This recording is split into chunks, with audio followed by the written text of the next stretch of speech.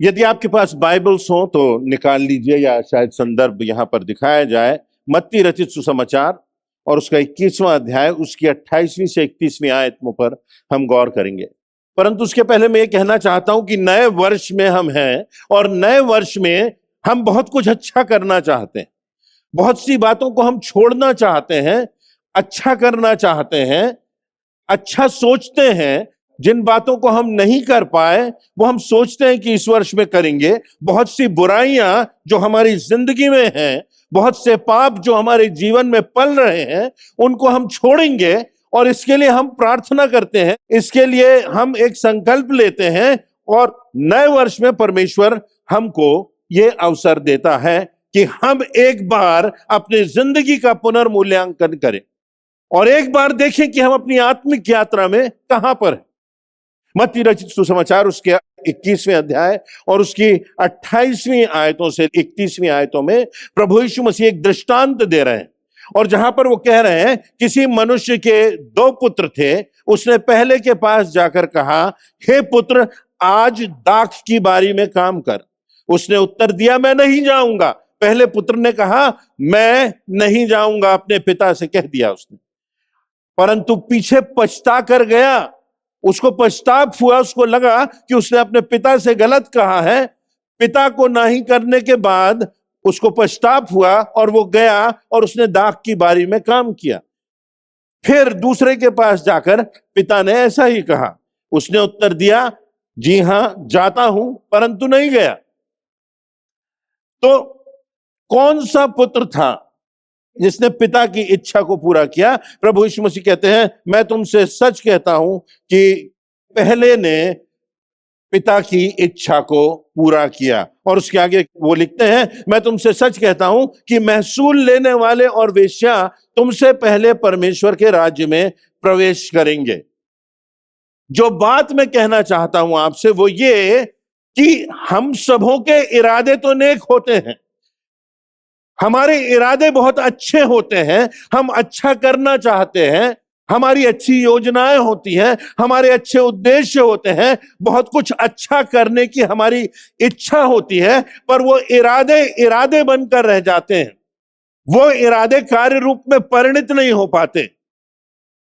यहां पर हम इस बात को देखते हैं कि बेटे ने पिता की इच्छा को पूरा किया, उसको पछतावा हुआ और पहले बेटे ने पिता की इच्छा को पूरा किया।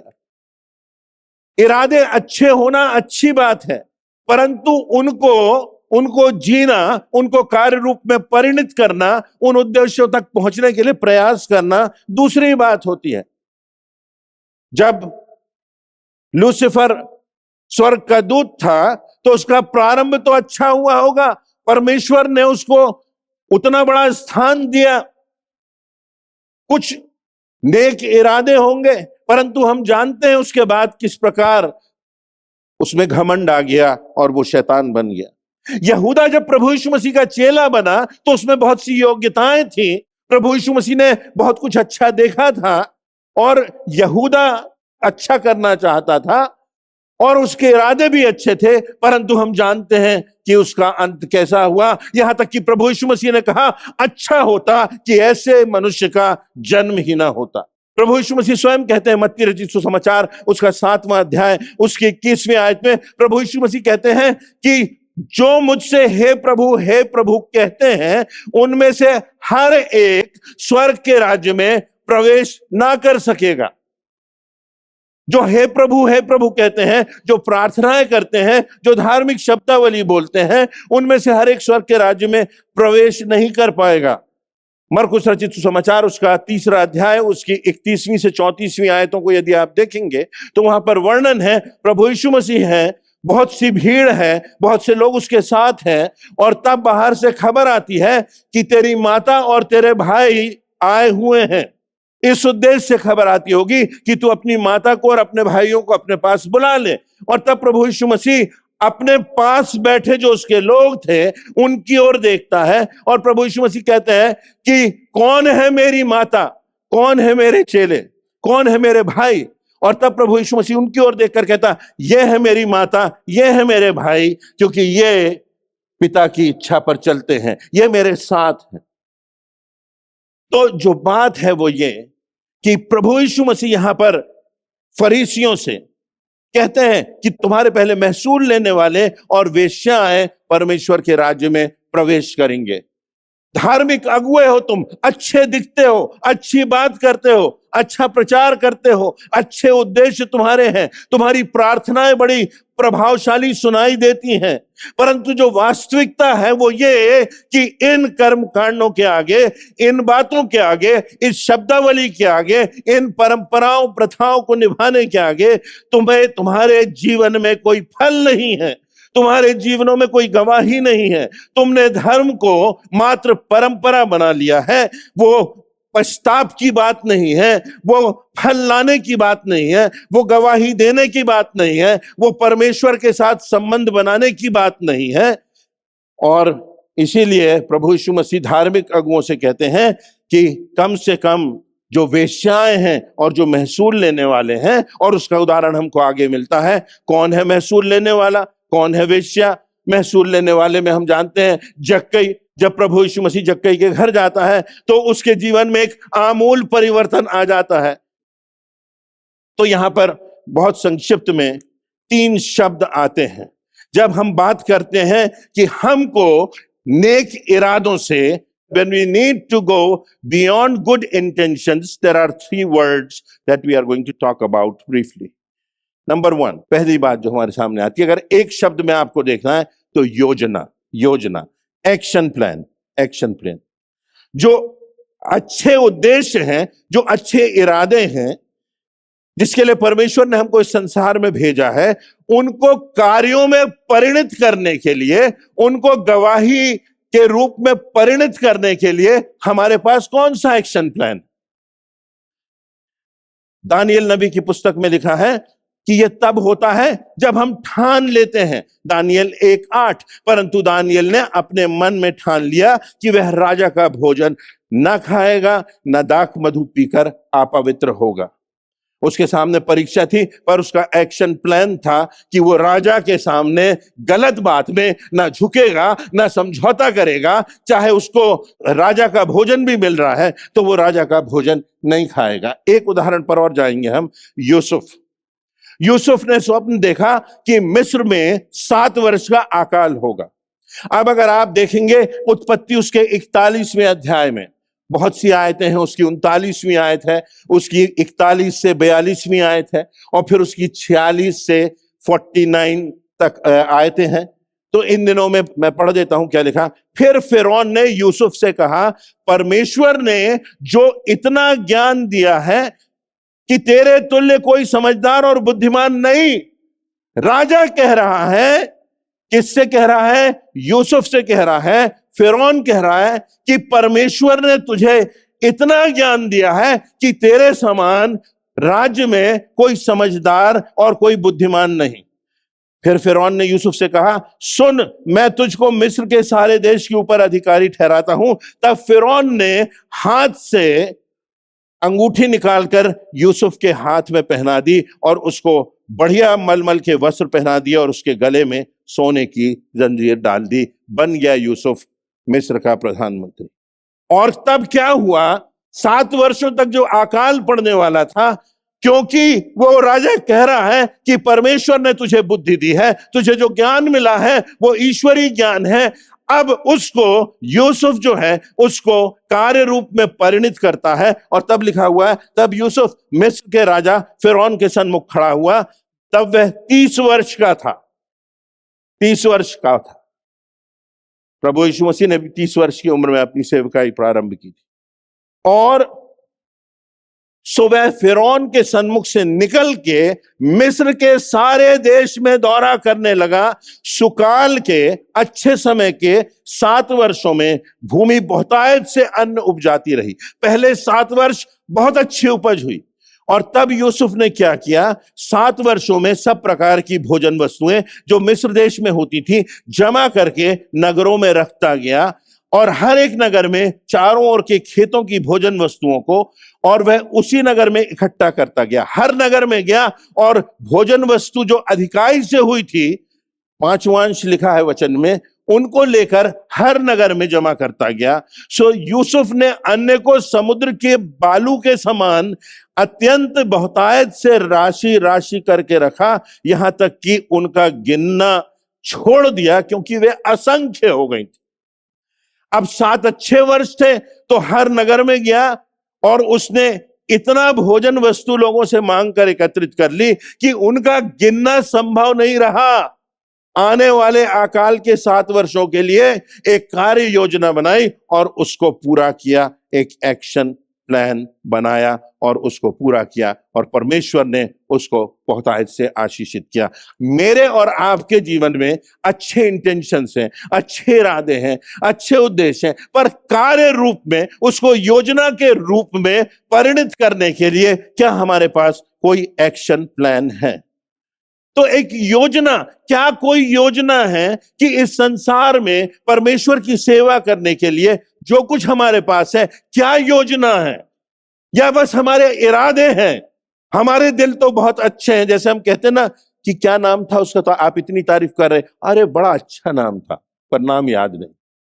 हमारी योजना तो है, हमारे इरादे तो हैं, पर क्या उसको पूर्ण करने के लिए योजना है? दूसरी बात, दूसरा शब्द जो आता है, पहला शब्द योजना, दूसरा शब्द है प्रमाण, एविडेंस।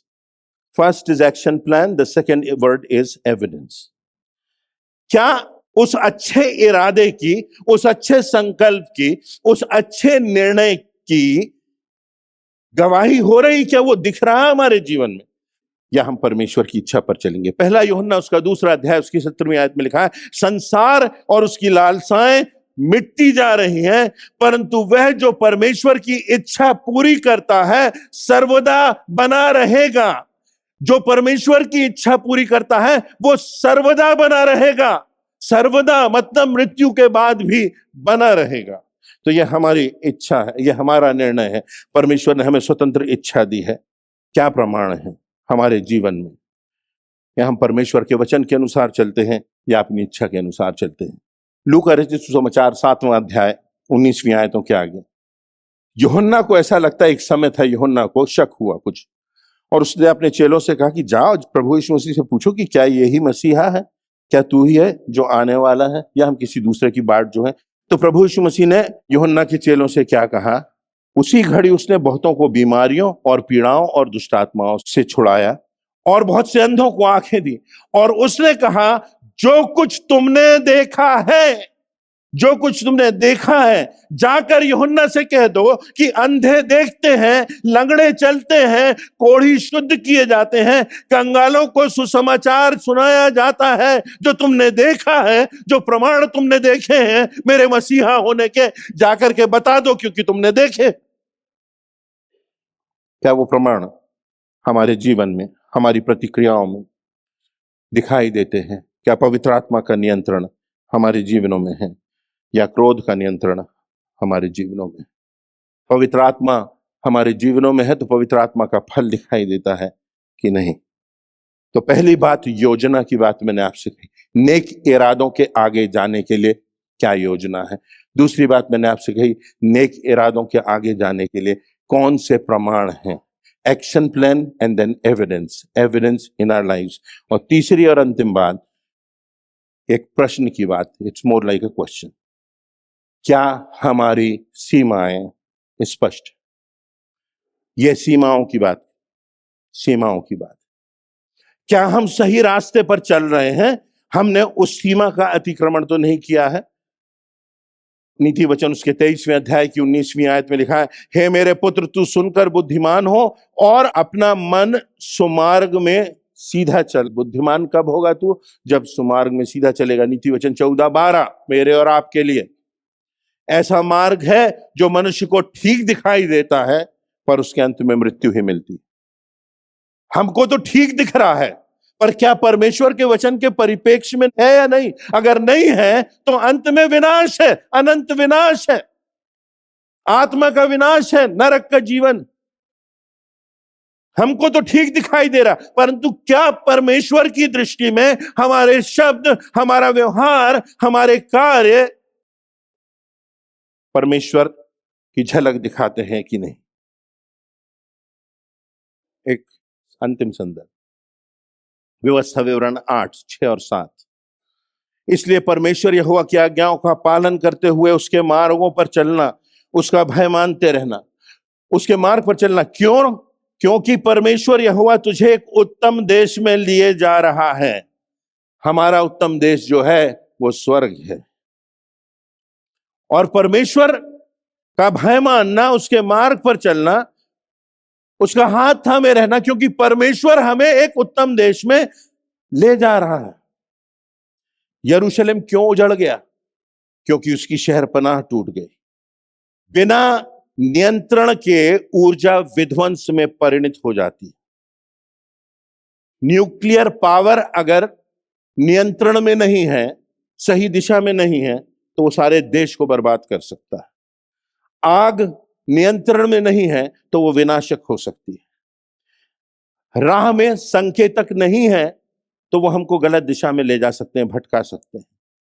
यदि विमान में, प्लेन में दिशा सूचक यंत्र नहीं काम कर रहा है तो एक्सीडेंट की ओर ले जाता है।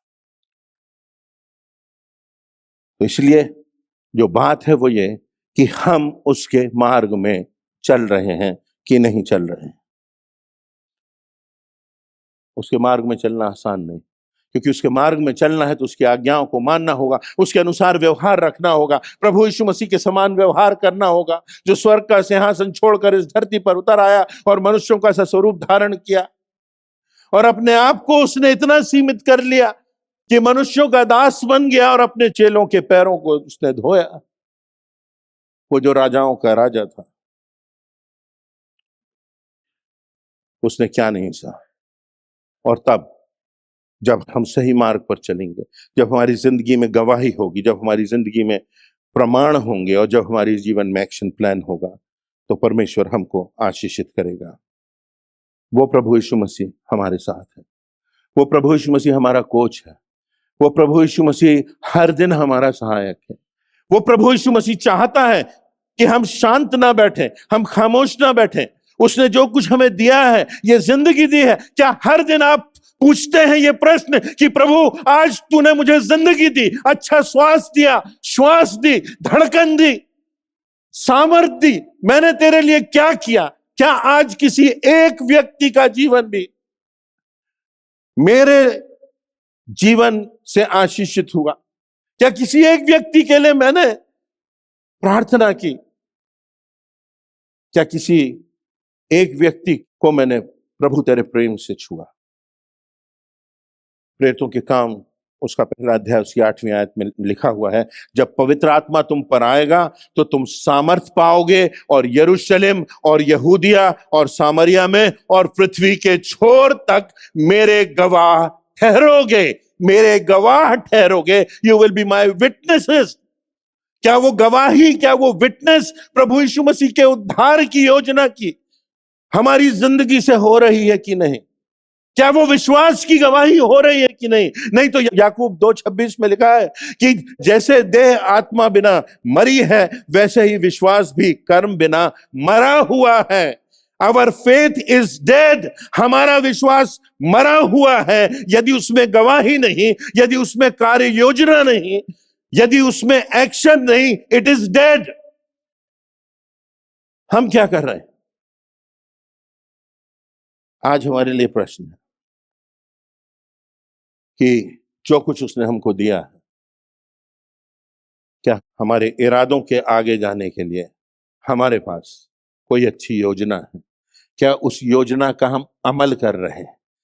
क्या उस योजना को हम परिणित कर रहे हैं अपने कामों से? और क्या हम उसकी राह पर चल रहे हैं? परमेश्वर इन वचनों से हम सबों को आशीष